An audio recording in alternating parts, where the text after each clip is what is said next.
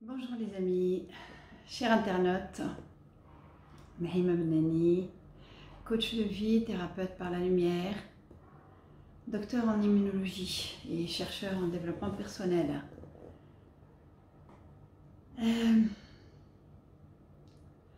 Je tiens à partager avec vous à l'instant, là, un moment de présence intense, un moment d'espace, un espace intérieur, et c'est au-delà de l'espace intérieur, un vide, réellement un vide.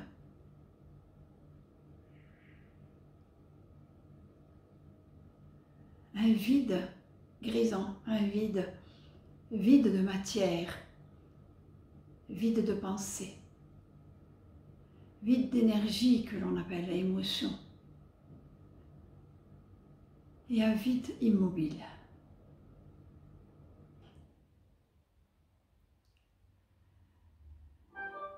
Il n'y a pas mieux que de partager en direct des moments si intenses comme celui-ci, avec la grâce qui en émane.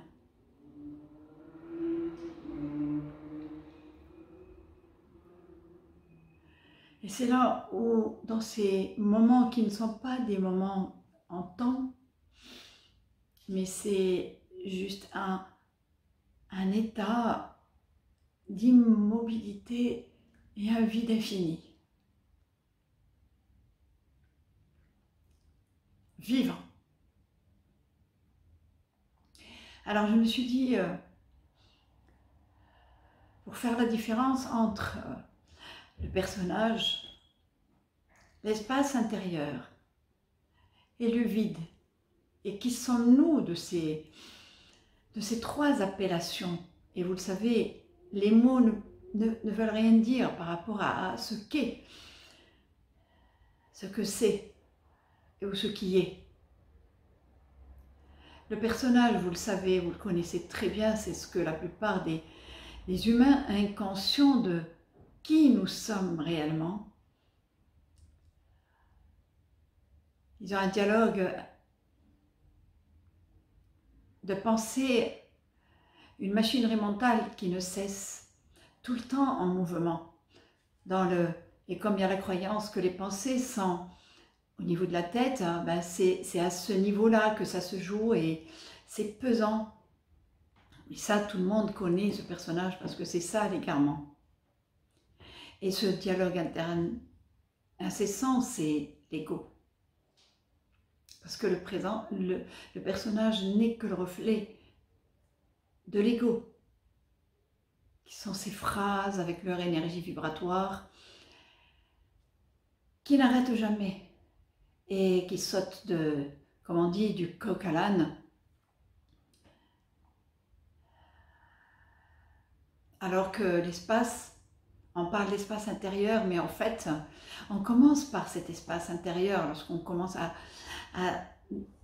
prendre conscience de qui nous sommes, à nous élever et à ce que cette machinerie mentale commence à ralentir, le débit de la machinerie mentale ralentit, le débit des pensées ralentit. Et entre les pensées, il y a un espace. Et on se rend compte que les pensées et ce dialogue interne incessant n'a jamais été dans la tête, mais c'est un espace. Et c'est un espace silencieux qui est entre les pensées et qu'on touche profondément.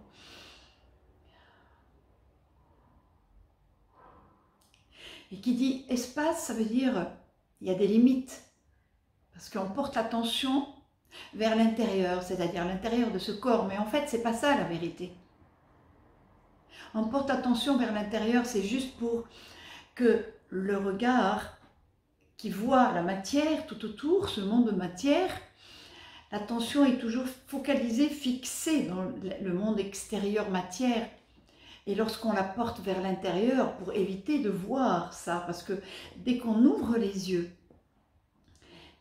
il y a 4,5 à 5 milliards d'informations secondes qui sont observées, enregistrées. Alors, pour sortir du monde matière et aller, c'est une voie par le corps, pour aller vers cet espace intérieur, c'est pour pas éviter, on y va volontiers, on est à un moment donné à la recherche de soi et on rentre à l'intérieur dans cet espace.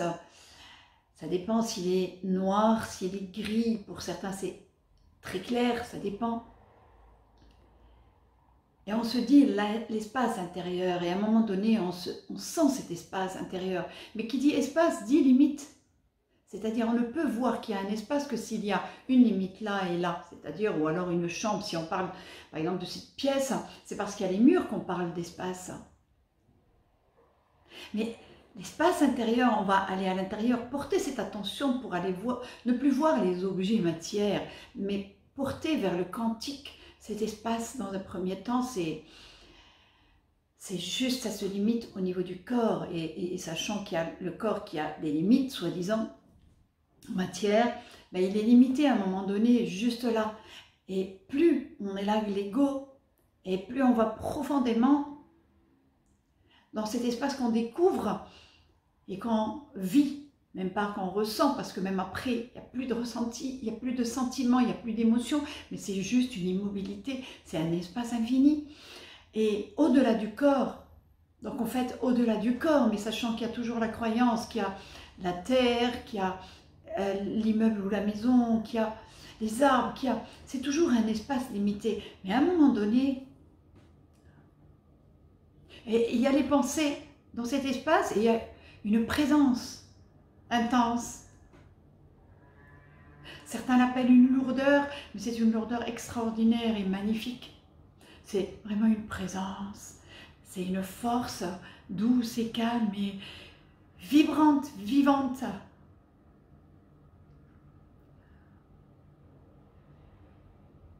Et plus on va profondément on désencombre l'ego en travaillant sur nous-mêmes et quelles que soient les techniques, et on va transmuter les voiles de l'ego qu'on a accumulés par identification, par attachement, par jugement, par médisance. Bon, ça, je pense que si vous êtes sur cette vidéo, c'est que vous savez ce que c'est l'ego.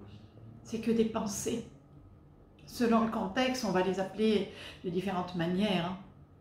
Et on va parler d'émotions de différentes manières, colère. Mais en fait, pour moi, il n'y a plus d'émotions, il n'y a plus de sentiments. Il n'y a que la présence, soit on est identifié à l'ego, et différents scripts, différentes phrases et leur énergie relative à une expérience donnée dans laquelle l'égarement a dit c'est la colère, l'égarement a dit c'est l'émotion de la tristesse, l'égarement a dit, mais après il n'y a plus tout ça, on n'est plus, lorsqu'on n'est plus attaché à ces voiles de l'ego et à ces expériences, et qu'on est dans cet espace au-delà de la pensée, au-delà des objets de la pensée, parce que la pensée, ce sont des images et des objets de conscience, ce que Eckhart Tolle a appelé la conscience des objets, du quantique, à partir desquels, lorsqu'on maintient l'attention sur ces objets du quantique, on va les manifester en tant que matière. Mais là, je vous parle de cet espace intérieur qui devient au-delà des formes. Au-delà des formes condensées, le corps et autres, mais là c'est au-delà des formes qui vibrent à des fréquences élevées, c'est-à-dire au-delà des objets quantiques, au-delà des mots, au-delà du champ de la pensée, voilà.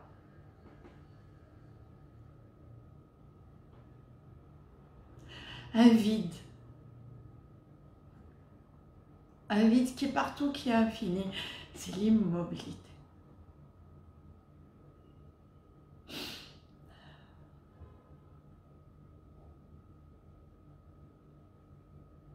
Lorsque le personnage, le peu de personnage qui reste, qui est au service de l'être que nous sommes réellement, pour œuvrer sur Terre et qui utilise ce corps,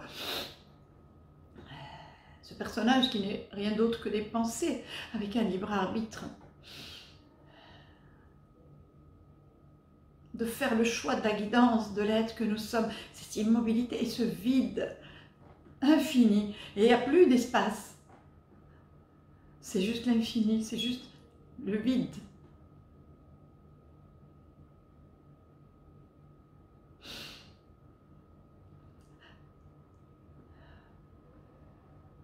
Bien sûr, il y a, je ne peux plus les appeler, c'est des larmes de grâce, je n'arrive plus à les appeler émotions ni ressentis, parce que c'est pas ça, ce n'est plus ça.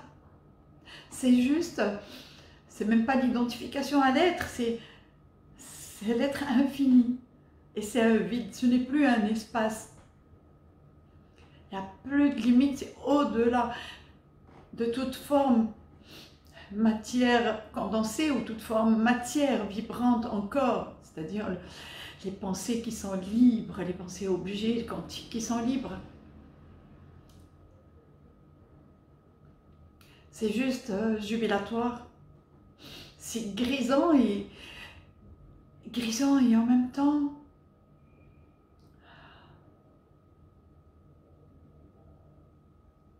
grisant et en même temps le vide.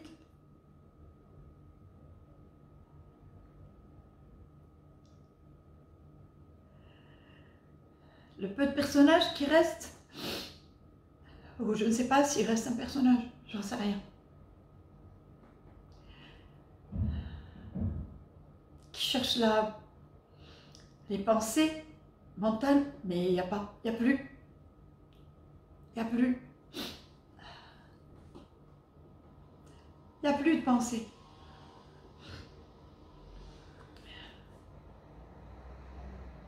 Ce qui sort de la bouche, c'est directement ce qu'on appelle du cœur, et le cœur, c'est l'être.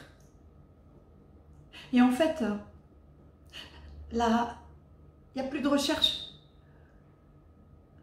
On dit qu'on recherche, mais en fait, c'est un désencombrement de l'ego. On ne cherche rien. Ce n'est plus le mot recherche tombe.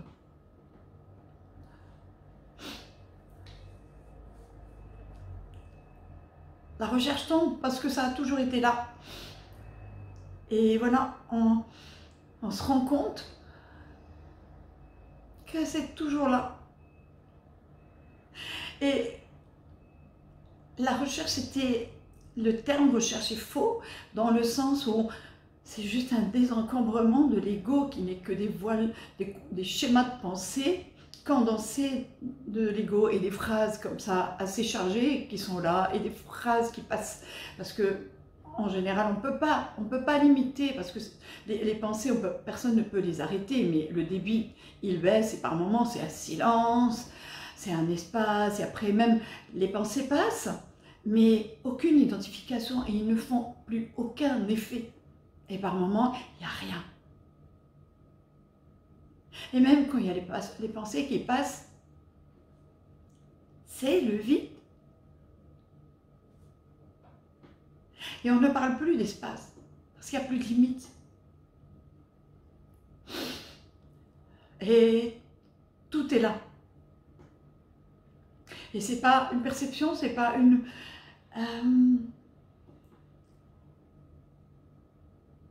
Alors, est-ce que c'est des instants sans en être, instant dans le sens temps? C'est là, voilà. C'est l'être. Ce que nous sommes.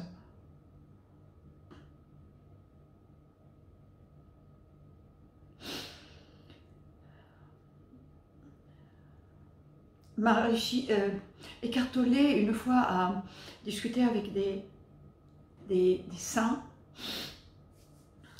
hindous et Et il avait posé une question assez grande. Ou alors, c'est quoi un maître zen? Et c'est ça, on répondu, un zen, c'est celui qui ne se fie pas aux pensées. C'est-à-dire un détachement total, ça devient un véritable outil. Avec détachement, et même si les expériences de vie vécues ou autres sont là et des fois traversent, mais c'est assez rare, c'est juste, ça traverse. C'est là et ça circule et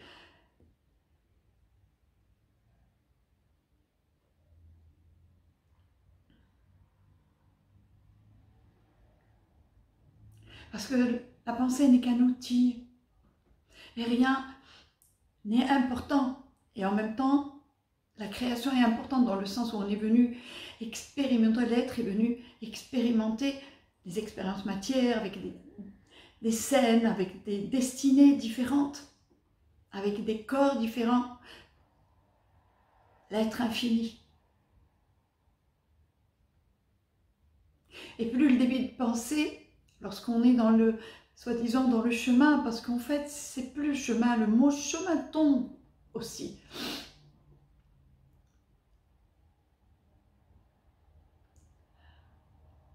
Maharishi, d'il y a un siècle et demi, ses disciples lui ont posé la question suivante un jour. Ils lui ont dit, Maharishi, on vit au paradis, on vit dans un état extraordinaire.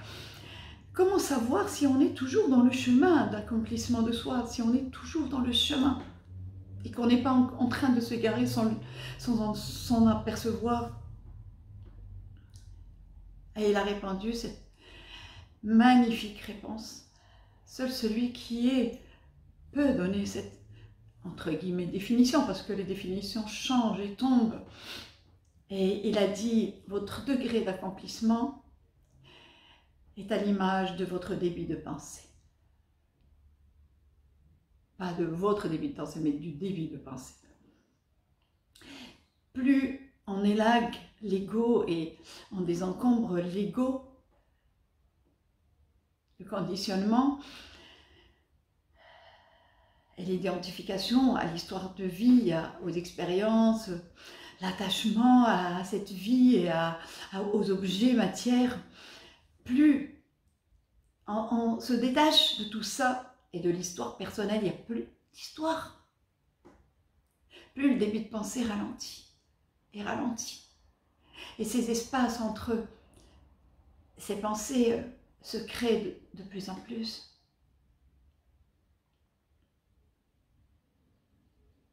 Et par moments, on touche cette immobilité et cette vacuité. Mais lorsqu'on y est pendant un certain temps, des fois c'est des profondeurs, c'est même pas des pics, avant j'appelais ça des pics, mais là c'est des profondeurs, et c'est même pas des profondeurs en volume, comme dans cette dimension de la matière, c'est autre chose. C'est comme si c'était en arrière-plan, sans en être en arrière-plan. En tout cas, c'est au-delà du champ de la pensée, du champ de la co-création. C'est l'infini, sans limite. C'est vraiment un vide. Et qui est grisant, qui est d'une douceur. Et je suis heureuse de le partager avec vous.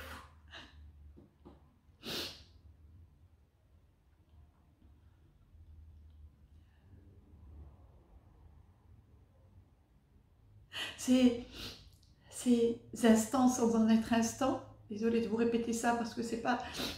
Il y a la notion de temps, ça fait longtemps que je l'ai perdu, parce qu'on arrive à un niveau tellement, je ne sais pas si c'est tellement supérieur, à un niveau supérieur où la notion de temps disparaît, on touche l'éternité, parce que l'être, il est éternel, tout en parlant d'hier, demain et tout ça, mais l'intention, elle est autre, le vécu, il est autre.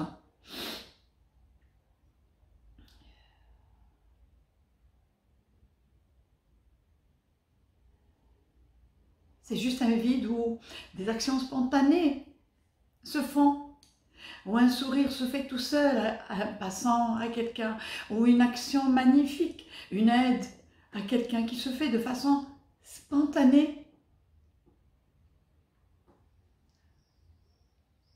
Et c'est un amour infini,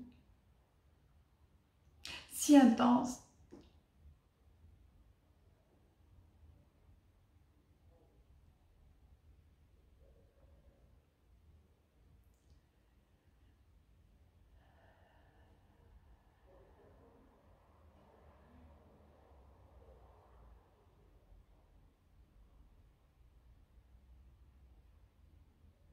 Alors par moments, il y a la sensation du corps et au-delà, et par moments c'est l'infini,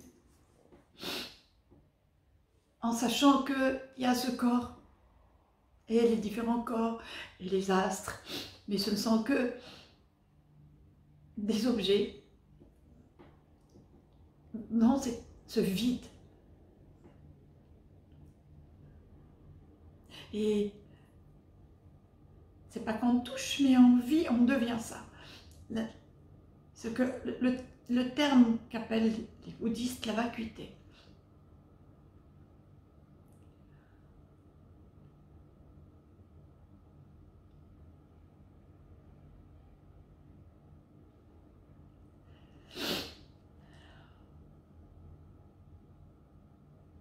La notion de souffrance, il y a longtemps que je l'ai dépassée, même si c'est quelque chose de désagréable. Il n'y a plus de souffrance, il n'y a plus cette notion de souffrance puisqu'il n'y a plus que soit l'identification au voile de l'ego, c'est tout. Ou alors c'est l'être.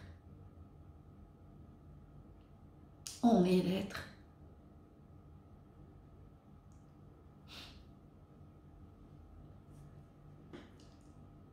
La notion de souffrance tombe du moment qu'on touche la vérité de ce que c'est. Les émotions ne sont plus. Dès qu'on touche la vérité et on le prononce, on utilise les termes vrais de ce que c'est, la souffrance tombe.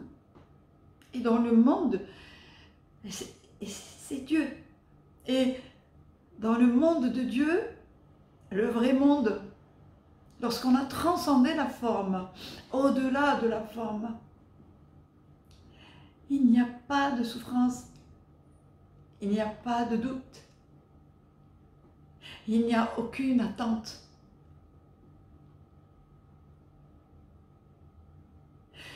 Que l'action aboutisse à un résultat ou pas, c'est juste l'action en elle-même. Et elle émane de l'être directement par ce corps, sans penser. Et c'est tout, et c'est le jeu. Il n'y a plus d'attente de résultat puisque l'être est la jubilation, l'être est l'amour, l'être est le bonheur. Donc qu'il y ait résultat ou pas, donc les attentes tombent. Dans le monde de la matière, de l'illusion, lorsqu'on agit et on attend un résultat pour l'améliorer et voilà, et celui qui est égaré, dès qu'il a le résultat, il a un plaisir, mais c'est un plaisir éphémère. Et même ça, une fois qu'on a touché l'être, ce n'est plus le plaisir, on se rend compte qu'on était dans l'erreur. Et c'est pour ça qu'il y a des attentes de résultats et tout. Mais dans le monde réel de Dieu, il y a juste le jeu de la vie.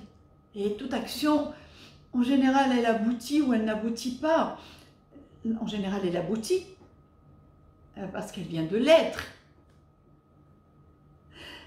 Mais le résultat en lui-même n'est pas important.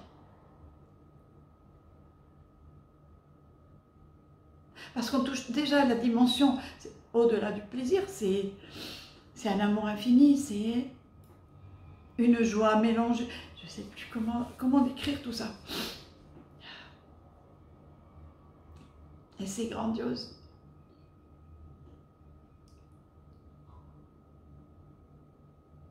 Alors des fois c'est si profond et si vaste, même si on touche cette vastitude, lorsqu'on déblaye le terrain de l'ego profondément, on vit dans cette éternité, on vit dans cette paix, même quand il y a des expériences à travailler en soi, parce qu'il y a toujours des choses de l'ego, mais il n'y a plus de souffrance, c'est un détachement, c'est juste un jeu. C'est-à-dire on va transmuter cette énergie condensée de l'ego pour en créer une autre et en demander une autre à se manifester. Et après c'est tout. Il n'y a plus d'attachement, il n'y a plus d'identification, il n'y a plus de jugement. Est-ce que c'est ok ou pas ok? Est-ce que c'est bien ou... La notion de bien et de mal est tombée il y a longtemps. À partir du moment où on sort de la dualité, il n'y a plus de notion de bien et de mal. Il n'y a plus. Lorsqu'on retrouve la dualité que nous sommes réellement, c'est-à-dire l'ego et l'être, cette notion disparaît, la notion de temps disparaît et tout. Et ça va de plus en plus profondément jusqu'à toucher cette dimension infinie, un vide. Voilà, merci. Merci beaucoup. Gratitude au divin.